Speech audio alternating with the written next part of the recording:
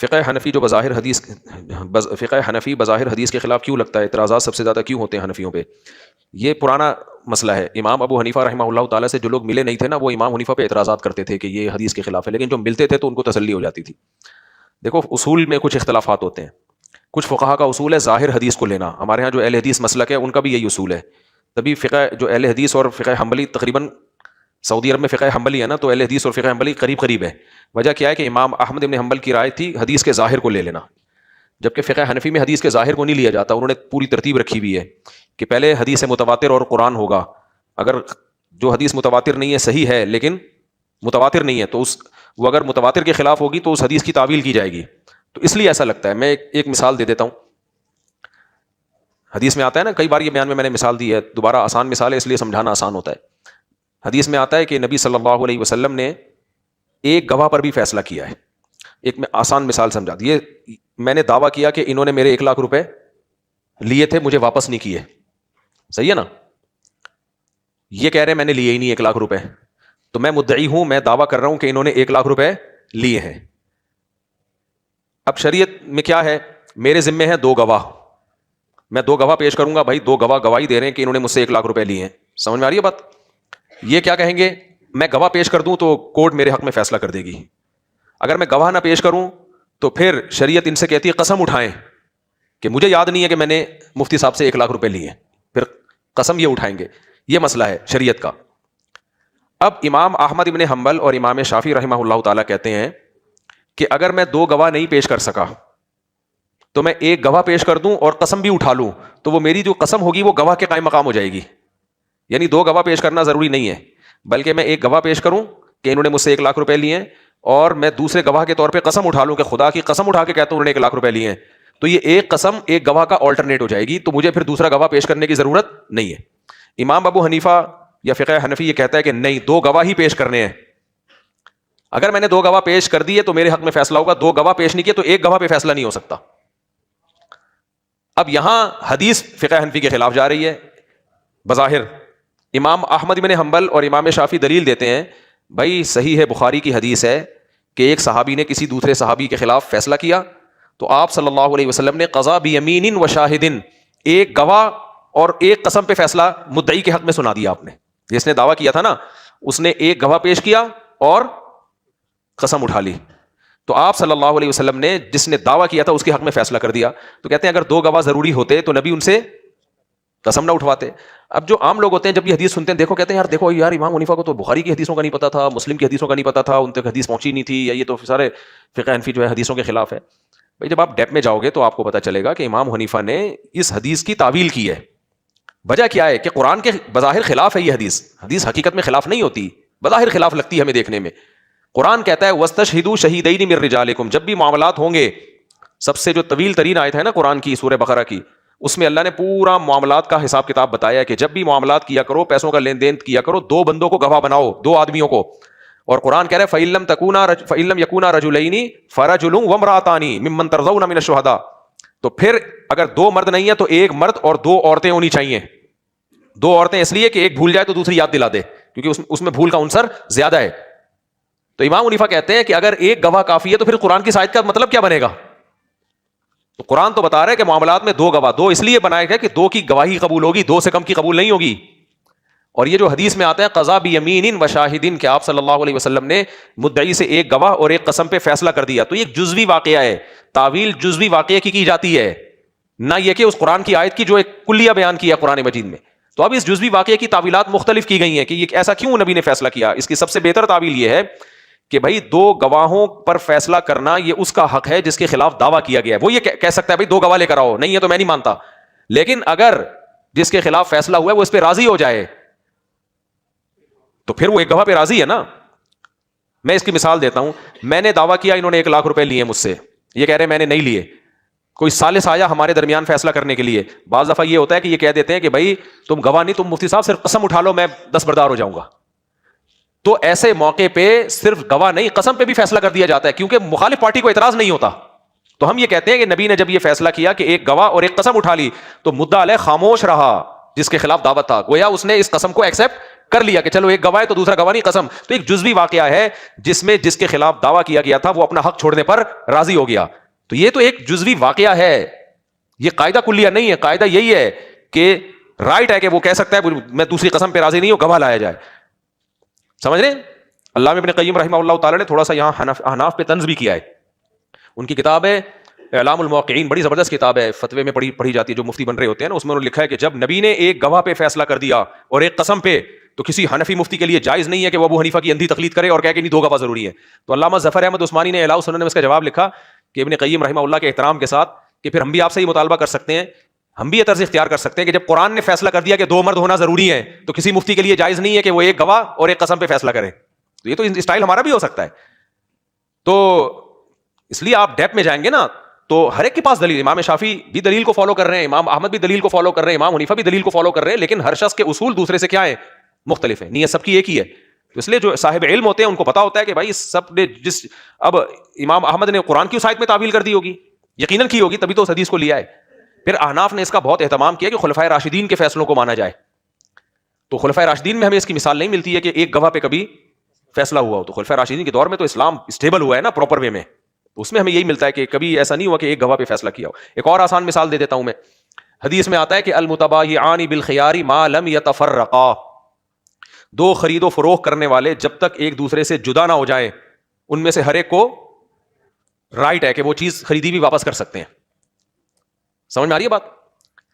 اس حدیث کے ظاہر سے یہ پتہ چلتا ہے کہ میں نے ایک چیز ان کو بیچی کہ یہ موبائل میں نے آپ کو 1 لاکھ کا بیچا، انہوں نے کہا میں نے خریدا، تو یہ ہو گیا، یہ سودا کیا ہو گیا؟ امام حنیفہ کے نزدیک اب طے ہو گیا. اب یہ دونوں کی رضامندی سے تو کینسل ہو سکتا ہے، دونوں کی رضامندی کے بغیر کینسل نہیں ہو سکتا. جبکہ حدیث کے ظاہر سے کیا پتہ چل رہا ہے کہ دو خرید و فروخت کرنے والے جب تک جدا نہ ہو جائیں ان میں سے ہر ایک کے پاس اختیار ہے. تو اس سے تو یہی لگ رہا ہے کہ اختیار ہے اس سودے کو کینسل کرنے کا. اور اس حدیث کے راوی عبداللہ ابن عمر رضی اللہ تعالیٰ عنہ ہیں، وہ تبھی جب کسی سے خرید و فروخت کا معاملہ کرتے تو فوراً دور ہو جایا کرتے تھے تاکہ سودا کیا ہو جائے؟ پکا ہو جائے. سمجھ میں آ رہی ہے بات؟ اب یہاں بھی ایک اشکال ہوتا ہے بھائی، امام حنیفہ تو کہتے ہیں کہ نہیں جب ہو گیا تو ہو گیا، وہ دونوں کی رضامندی سے تو ایگریمنٹ ختم ہو سکتا ہے، دونوں کی رضامندی کے بغیر نہیں ہو سکتا. وجہ کیا ہے؟ وہ کہتے ہیں قرآن میں آتا ہے یا ایھا الذین آمنوا اوفوا بالعقود، اے ایمان والو اپنے عقد کو پورا کرو. تو خرید و فروخت میں جب ایجاب و قبول ہو جائے یہ بھی ایک ایگریمنٹ ہے. اب یہ دونوں کی مرضی کے بغیر ریورس نہیں ہو سکتا. انہوں نے قرآن کو اصل بنایا کہ بھائی زبان ہی تو ہے نا، ہو گیا تو ختم. حدیث کا کیا مطلب بیان کیا؟ حدیث کا مطلب یہ بیان کیا کہ جو دونوں خرید و فروخت کرنے والے ان کو اختیار ہے ایکسپٹ کرنے کا یا ریجیکٹ کرنے کا جب تک وہ جدا نہیں ہو جاتے. کیا مطلب؟ میں نے پیشکش کی کہ یہ موبائل میں نے آپ کو بیچا، اگر یہ فوراً کہتے ہیں میں نے خریدا تو ان کا ہو گیا یہ. لیکن اگر میں نے ان کو کہا بیچا اور اس کے بعد مجلس تبدیل ہو گئی، یہ آ کے کہتے ہیں میں نے خریدا، اب یہ اختیار آپ کے پاس ختم ہو گیا. اب دوبارہ سے جیسے نکاح کی مجلس میں ہوتا ہے، بھائی قاضی شوہر سے کہتا ہے میں نے فلانی کا نکاح آپ سے کیا، جو ہونے والا شوہر ہے اس سے کہتا ہے میں نے فلانی کا نکاح آپ سے کیا. وہ اگر اس وقت کہتے قبول ہے تو ہو گیا. اگر وہ اٹھ کے ماموں کے یہاں چلا جائے اگلے دن آ کے کہہ رہا ہے قبول ہے، اب نہیں ہوگا، اب دوبارہ سے ایجاب کرنا پڑے گا. سمجھ رہے ہیں؟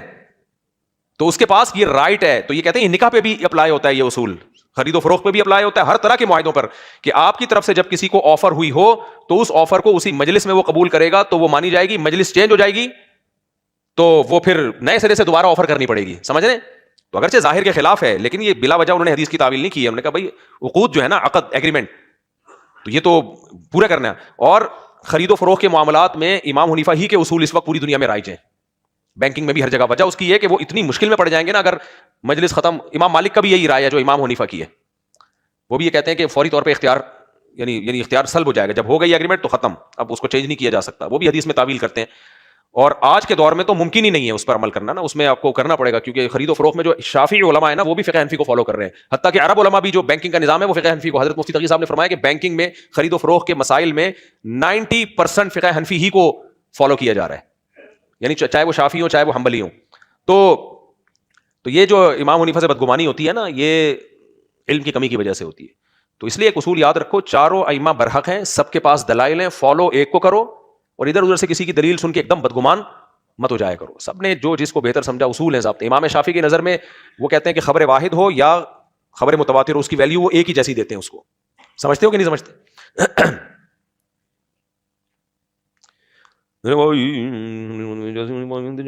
تیاری ہے یہ کیا لکھا ہوا ہے؟ کیا دیکھو دجال آئے گا، ہمارا ایمان ہے. باقی میرا مشورہ یہ ہے کہ اس زمانے میں آپ دجال پہ کتابیں نہ پڑھیں. وہ علماء نے لکھی ہے، برحق علماء ہیں، ان کی بات ہے، لیکن وہ لوگوں کی مینٹلٹی سے اوپر کی چیزیں ہیں. میں نے کوئی ایک بندہ نہیں دیکھا جس نے دجال پہ کتاب پڑھی اور کھسکا نہ ہو. وہ ایک شخص ہوتا ہے نا جس نے دجال پہ کتابیں پڑھی ہوئی ہوتی ہیں اور وہ نارمل ہوتا. وہ کتابیں صحیح ہیں، میں کتابوں کو غلط نہیں قرار دے رہا، لیکن کچھ چیزیں ایسی ہوتی ہیں جب پبلک میں جاتی ہیں تو وہ کچھ اور بن جاتی ہیں. وہ عوام کے لیول سے اوپر کی چیزیں ہو جاتی ہیں، پھر عوام کا دماغ خود بخود آگے چلنے لگتا ہے. ان کو پھر یہ لائٹ جو تیز ہے کہ دجال کا تو نہیں ہے، یہ لائٹ جو تیز ہے، یہ بھی کیمرہ بھی کیا ہے، یہ دجال. اور پھر بالآخر اپنی بیوی کو بھی دجال سمجھنا شروع کر دیتے ہیں. یعنی جو میری شادی ہوئی ہے نا اس عورت سے، یہ بھی دجالی قوتوں نے کرائی ہے میری یہاں شادی، اور دجالی قوتیں جو دوسری شادی میں رکاوٹ ڈال رہی ہیں. آپ اس کو مذاق سمجھ رہے ہو؟ میں نے بہت لوگ کھسکتے ہوئے دیکھے ہیں جو دجال پر کتابیں پڑھتے ہیں. تو اس لیے میں تو اب منع کرنے لگا ہوں. بھائی ہمارا ایمان ہے، یقین ہے دجال آئے گا، اس میں دو رائے نہیں ہو سکتی، اور وہ فتنہ بن کے آئے گا، حضرت عیسیٰ ابن مریم کے ہاتھوں قتل ہوگا. بس فی الحال اتنا کافی ہے. کب آئے گا، کہاں آئے گا، چھوڑ دو، اس بحث میں مت پڑو. سمجھ رہے ہو؟ اس بحث میں ایک صاحب نے مجھے کہا میں نے پتہ نہیں 20 GB میں ڈیٹا تیار کیا دجال پہ. میں نے کہا دجال پہ اتنا لمبا ڈیٹا بن ہی نہیں سکتا، جتنا حدیثوں میں آتا ہے وہ چند MB میں بھی بمشکل سے آئے گا. تو میں نے کہا مجھے تو یہ دجالی کام لگ رہا ہے کہ آپ نے 20 GB کا ڈیٹا تیار کر لیا، یہ دجال نے کروایا ہوگا آپ سے، یہ نارمل آدمی یہ کام نہیں کر سکتا. تو میں نے کہا تمہاری جو فیلڈ ہے، وہ ریٹائر تھے آرمی کے کوئی آفیسر تھے جاننے والے. میں نے کہا جو کام ہے وہ کرو یار، جو تم کیا دجال میں کتابیں لکھنا شروع کر دیں. تو میں نے کہا وہ نہیں، کسی کو کوئی بھی نہیں پڑھے گا وہ، اور اگر پڑھ بھی لیا تو پاگل ہو جائے گا وہ پڑھ کے. تو اس لیے میرا مشورہ یہ ہے، کچھ چیزیں ایسا نہ ہو کسی علماء کو مجھ پہ اعتراض ہو کہ دجال کے بارے میں آپ لوگوں کو پڑھنے سے منع کر رہے ہیں. دیکھو جو عوام میں کے مزاج کو جانتا ہے، اور دیکھ چکا ہوں نا کتنے لوگ پاگل ہو چکے ہیں نا، عملی طور پر دیکھ چکا ہوں میں. حضرت مولانا شرف علی تھانوی رحمہ اللہ تعالیٰ کو ہم اپنا پیر و مرشد مانتے ہیں، اپنا بزرگ مانتے ہیں، ان کا دفاع بھی کرتے ہیں. ان کی بعض تصوف پہ کتابیں ایسی ہیں جو بالکل ٹھیک ہیں، لیکن ان کتابوں کو پڑھ کے لوگ پاگل ہو گئے. میرے شیخ حضرت مفتی رشید احمد صاحب رحمہ اللہ تعالیٰ سختی سے منع کرتے تھے. حضرت حکیم علماء کی، میں نام نہیں لے رہا کتاب کا، اس وقت ذہن میں ہے بھی نہیں، ہوتا بھی تو بھی نام نہ لیتا، کیونکہ جس چیز سے روکا جائے لوگ جا کے وہی مارکیٹ سے خریدنا شروع کر دیتے. تو میں نے اپنے شیخ سے بھی سنا کہ وہ فرماتے تھے حکیم علماء کی فلاں کتاب ہے، تصوف پر ہے، وہ لوگوں کی مینٹل لیول سے اوپر کی چیز ہے. فرمایا کئی لوگ پڑھ کے پاگل ہو گئے، وہ ان کو سلوک کے منازل میں 17ویں منزل پر 13ویں منزل پر میری یہ کیفیات میری عجیب سے پاگل ہو جاتے ہیں بالکل. تو ہر چیز ہر ایک کے پڑھنے کی نہیں ہوتی. تو اس لیے دجال پہ کتابیں مت پڑھیں. اس سے اتنا ایسا کھسکتے ہیں لوگ، اتنا کھسکے ہیں. ایک ہمارے جاننے والے، وہ سمجھ نہ جائیں کہ میری بات ہو رہی ہے، لیکن وہ اتنا کھسک گئے ان کو پتہ نہیں چلے گا کہ میری بات ہو رہی ہے. اچھا بھلا آدمی تھا وہ، شریف شرفا، میں اس کا پیشہ نہیں بتاؤں گا ورنہ وہ سمجھ ہی نہ جائے کہ میری بات ہو رہی ہے. میں جا کے جامع ترشید جب جانا ہوتا ادھر بیٹھا کرتا ہے اس کے ساتھ، اور پھر میں نے ایک دن دیکھا وہ تو بالکل پاگل ہو گیا ہے. وہ اپنی ساری پراپرٹی بیچ رہا ہے کہ دجال آنے والا ہے سب کچھ. میں نے کہا بیڑا غرق کر رہا ہے. پھر اتنا حالات خراب ہو گئے. ایک نیسلے کمپنی میں اچھی بھلی جاب تھی ایک آدمی کی، بلکہ جاب نہیں، اس کا اپنا بزنس تھا. ہوتی ہے نا فرنچائز لے لیتے ہیں یا برانچ کھول لیتے ہیں. داڑھی والا آدمی، بات ہوگی 2011-12 کی. نیک آدمی، اچھا بڑا بزنس چل رہا ہے، مدرسوں کے ساتھ تعاون بھی کرتا تھا ٹھیک ٹھاک. میری دوستی اسی سلسلے میں ہوئی کہ بہت تعاون کرتا تھا مدارس کے ساتھ. وہ کوئی دجال پہ کتاب پڑھی ہے اس نے، وہ اپنی کمپنی بند کر کے، یہ نیسلے نا دجال کا وہ ہے، اور اس میں پتہ نہیں کوئی جرسومے ڈالے جا رہے ہیں اولاد روکنے کے. وہ پورا بزنس ہی اس نے بند کر دیا اور پھر روڈ پہ آ گیا بیچارہ. تو کہتا ہے یہ تو دجالی ہے یہ نیسلے.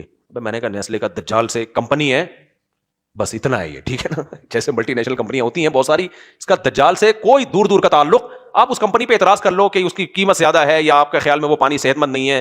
جیسے جتنے بھی یہ پانی آ رہے ہیں آج کل منرل زیرو کر دیتے ہیں، پھر اس میں آرٹیفیشل، اس طرح کے میڈیکلی اعتراضات کسی ڈاکٹر سے بھی، وہ بھی ویلڈ ڈاکٹر سے. ہوائی فائرنگ مت کرو. کوئی ایسا اعتراض بنتا ہے تو کرو، نہیں بنتا تو نہیں کرو. ایسے تو بہت ساری کمپنیوں پہ ہوں گے. اور اگر مان لیا جائے کہ وہ پانی صحت کے لیے نقصان دہ ہے، تو یہ جو نلکے کا گورنمنٹ پانی دے رہی ہے، یہ کیا فرشتوں کی طرف سے سپلائی ہو رہی ہے؟ مجھے تو یہ دجالی لگ رہا ہے. کتے جو نہا رہے ہیں نا، جو پانی ہمارے پاس آتا ہے اس میں کتے نہا رہے ہوتے تو بھی کوئی غسل جنابت کر رہے ہیں اس میں. عام سمپل نہانا ہوتا ہے، اعتراض نہیں ہوتا. کتے اور بلے اس میں غسل جنابت کر رہے ہیں. وہ پانی خیر فلٹر ہو کے آتا ہے، ایسے ڈائریکٹ نہیں آ جاتا. تو وہ اتنا بیچارے، وہ پوری اس نے کمپنی بند کر دی. اپنے جو فرنچائز تھی یا کوئی جو اس کے پاس جو اس نے برانچ کھولی ہوئی تھی، وہی اڑا دی اس نے کہ یہ سب دجالی ہے. تو فارمی چکن میں دجال نظر آتا ہے ان کو. کچھ اچھا خواتین زیادہ پاگل ہوئی ہیں یہ کتابیں پڑھ کے. تو اس لیے چھوڑ دو، نارمل لائف گزارو انسان کے بچوں کی طرح سیدھا سیدھا. اس لیے دجال آئے گا، بس جب آئے گا آ جائے گا. دجال سے بچنے کے لیے ہمارے نبی نے ہمیں بتایا، اس کے فتنے سے بچنے کے لیے سورہ کہف کی تلاوت کر لیا کرو. جمعے کے دن وہ کرنے کا کام ہے، وہ کر لیا کرو، اچھی بات ہے. جمعرات کو بھی کر سکتے ہو، جیسے جمعے کی رات ہے. بس اتنا جو ہمیں زیادہ نہیں اس میں آگے جاؤ. کیا ہالی ووڈ اور سوشل میڈیا کی فحاشی پھیلانا صرف کاروبار ہے، کیا یہ شیطانی ایجنڈا؟ اس کے مقابلے ہمارے لیے اپنا نظام کیا ہونا چاہیے؟ شیطانی ایجنڈے ہی ہیں اور کیا ہیں. تو ہمارا کیا ہونا چاہیے؟ ہم علماء کے بیانات کو، یا جو وہ ڈاکومنٹریز ہیں جو فائدے مند ہیں، یا وہ ولاگس ہیں جن میں لوگوں کے لیے فائدہ ہے, یا اور کچھ نہیں, لوگوں کے دنیا کے فائدے کی چیزیں, میڈیکل معلومات ہوتی ہیں, جیسے کوئی ریلائبل ڈاکٹر ہو اس کے یوٹیوب پہ کوئی کلپ ہو, میرے پاس تو کوئی اچھے ڈاکٹر کا کلپ آتا ہے جس میں صحت کی اچھی باتیں میں وہ بھی پارسل کرتا ہوں آگے. تو ایسی چیزوں کو جب پھیلاؤ گے تو میڈیا کا توڑ میڈیا سے ہی ہوگا نا. کیا ایلومیناٹی واقعی دنیا چلا رہا ہے یا صرف مسلمان جو بھی کر رہا ہے اس میں بھی زیادہ نہیں پڑو آپ. اس میں بھی لوگ پڑ جاتے ہیں کہ وہ یہ ہے, اس کی قمیض اتار کے دیکھنا پیچھے نشان پڑا ہوا ہوگا, کبھی بھی تمہارے سامنے قمیض. ایک یوٹیوب پہ مشہور بندہ تھا, یعنی ایک سیلیبریٹی ہے, وہ نام نہیں لوں گا میں, کسی نے کہا یہ ایلومیناٹی کا بندہ ہے اور یہ یوں ہے, آپ قمیض نہیں کبھی اتروا سکتے, آپ دیکھنا. کون اپنی قمیض کسی کے سامنے اتارتا ہے؟ کسی کا دماغ کہنا مفتی صاحب دیکھ لینا اس کے پیچھے نشان پڑا ہوا ہے اس کا. چھوڑ دو یار, اپنی جو عملی زندگی کے جو کام ہیں وہ کرنے کے کرو.